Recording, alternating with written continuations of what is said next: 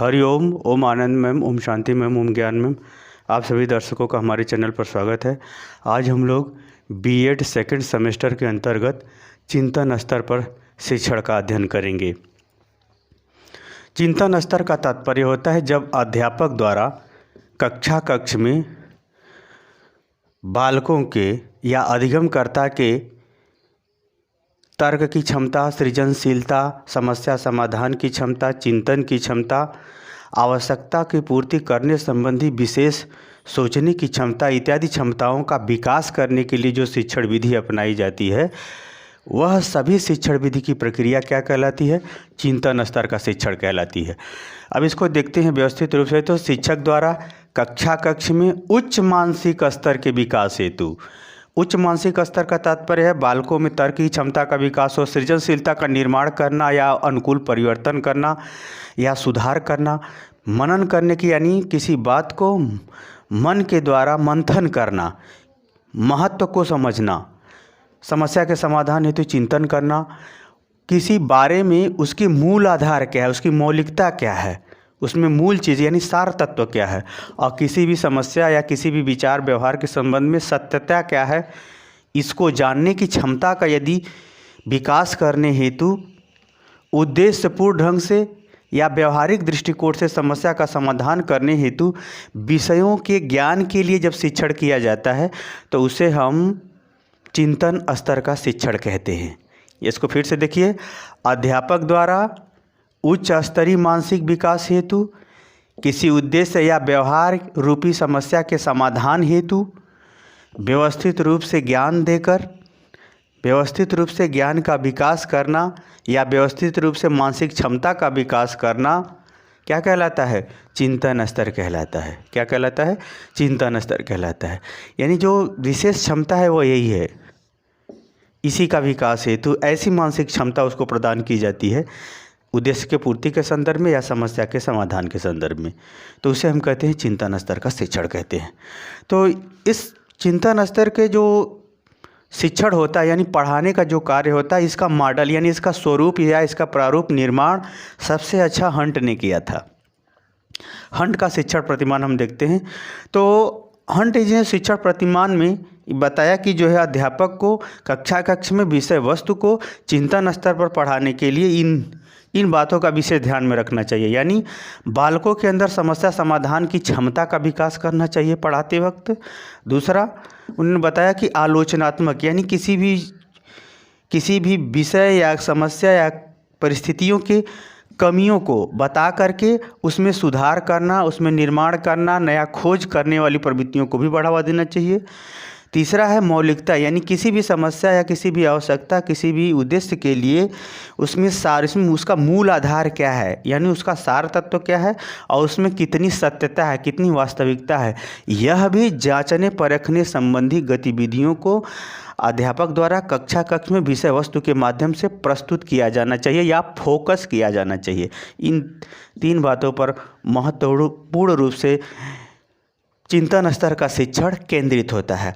अब कक्ष में इसकी रचना कैसे की जाए, यानी पढ़ाते वक्त कैसे इसका प्रयोग किया जाए या पाठ्य योजना का निर्माण किस प्रकार से किया जाए, सिंटेक्स यानी शिक्षण की संरचना यानी अध्यापक इसका कैसे संरचना करे, इसके लिए जो है हंट ने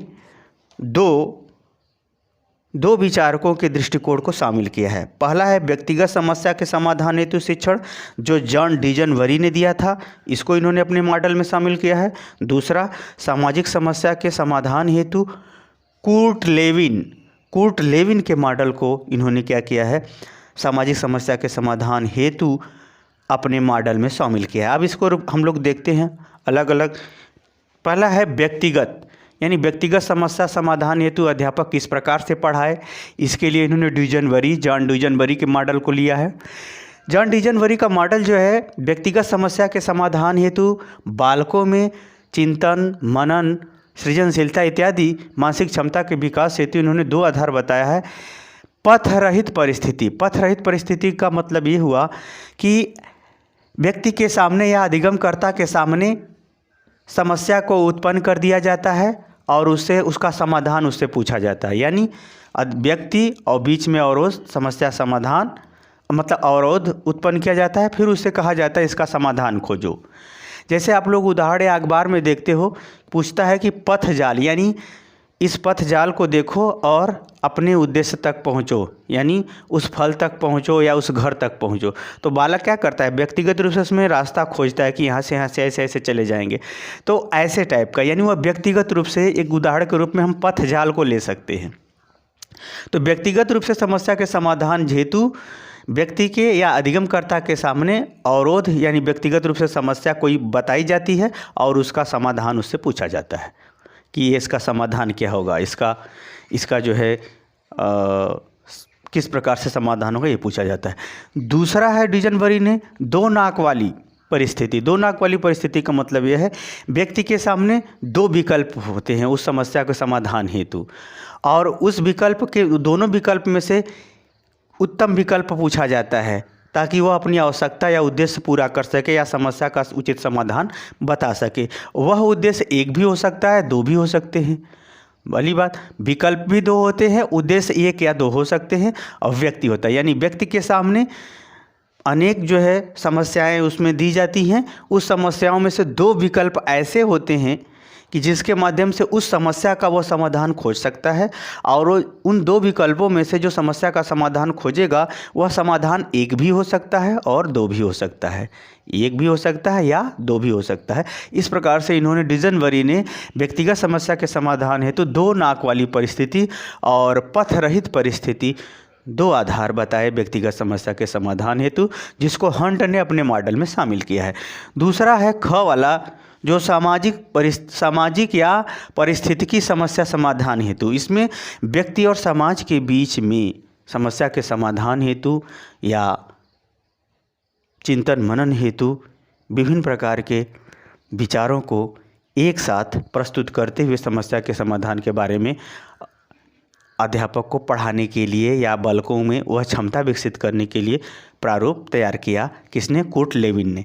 जैसे इसमें इन्होंने बताया कि जो अधिगमकर्ता यानी अध्यापक द्वारा कक्ष में समाज की जो परिस्थितियां हैं, उनकी समस्याएं जो हैं, उनमें कुछ धनात्मक मतलब कुछ पॉजिटिव चीज़ों को बता करके, उस समाज की कुछ विशेषताओं को बता करके उन सामाजिक समस्याओं को हल करने की या उस सामाजिक समस्या को दूर करने संबंधी विचारों को कक्ष में प्रस्तुत किया जाता है, या विचारों को इस प्रकार प्रस्तुत किया जाता है कि बालकों के अंदर उस क्षमता का क्या हो सके, विकास हो सके, या यूँ कहें कि इस प्रकार से वह शिक्षण करता है कि वह सामाजिक समस्याओं के कुछ धनात्मक पहलुओं को बता करके बालकों से समस्या का समाधान पूछता है, या बता पाते हैं तो ठीक है, नहीं तो उसी को पढ़ाता है, तो उसको कहते हैं धनात्मक।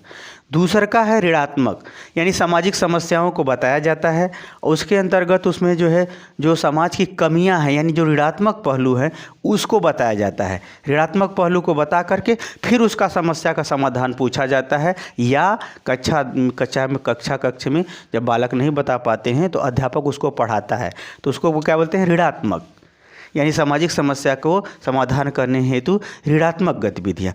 तीसरा है धनात्मक एवं ऋणात्मक, यानी अध्यापक द्वारा कक्षा में सामाजिक समस्याओं को बताते हुए कुछ पॉजिटिव समाज की चीज़ों को, यानी कुछ धनात्मक अच्छी चीज़ों को, कुछ ऋणात्मक कुछ खराब चीज़ों का या आलोचनात्मक चीज़ों को जो है एक साथ प्रस्तुत करके फिर समस्या का समाधान हेतु बालकों की क्षमताओं का विकास कक्षा में कराया जाता है। तो उसे कहते हैं धनात्मक और ऋणात्मक गतिविधियाँ, जिसके माध्यम से अधिगमकर्ता के अंतर्गत चिंतन स्तर पर समस्या का समाधान, परिकल्पना, विचार, योग्यता, क्षमता का विकास किया जाता है। अगर ये हम देखें सामाजिक परिस्थितियों के समस्या के समाधान हेतु जो कुर्ट ने मॉडल बताया था, उसने बताया से इन तीनों गतिविधियों में स्टेप होता है। पहला स्टेप में होता है कि बालकों के सामने सामाजिक परिस्थितियों का उत्पन्न की जाती है या उसका वर्णन किया जाता है। फिर उसमें जो है परिकल्पना पर बल दिया जाता है और छात्रों से इस बात को पूछा जाता है कि आप इसका संभावित उत्तर दो कि इस समस्या का संभावना के रूप में कौन सा हल हो सकता है, आपके विचार से कैसा इसका हल होना चाहिए, ये पूछा जाता है। फिर उन छात्रों से कहा जाता है कि आप इसकी पुष्टि कीजिए, अर्थात इसको सिद्ध कीजिए विचारों से सिद्ध कीजिए या उदाहरण से सिद्ध कीजिए या व्यवहार से कैसे होगा, ये पूछा जाता है। फिर उसके बाद किया जाता है उसका परीक्षण, यानी उसका प्रयोग कराया जाता है।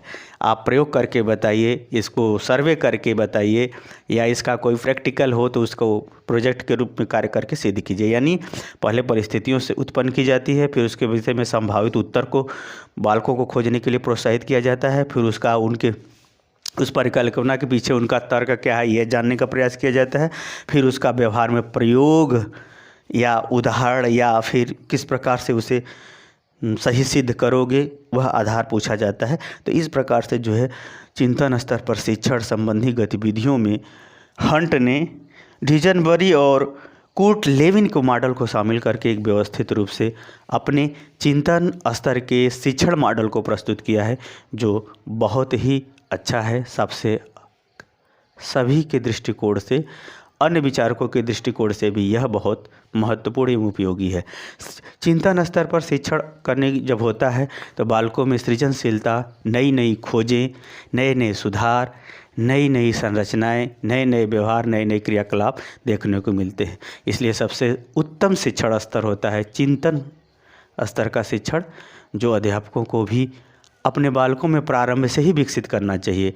मुझे उम्मीद है कि आपको मेरा व्याख्यान समझ गए होंगे। यदि व्याख्यान समझ गए हैं तो कमेंट बॉक्स में ज़रूर बताइए। साथ ही हमारे चैनल को लाइक शेयर सब्सक्राइब जरूर कीजिए। आज के लिए इतना ही। हरिओम।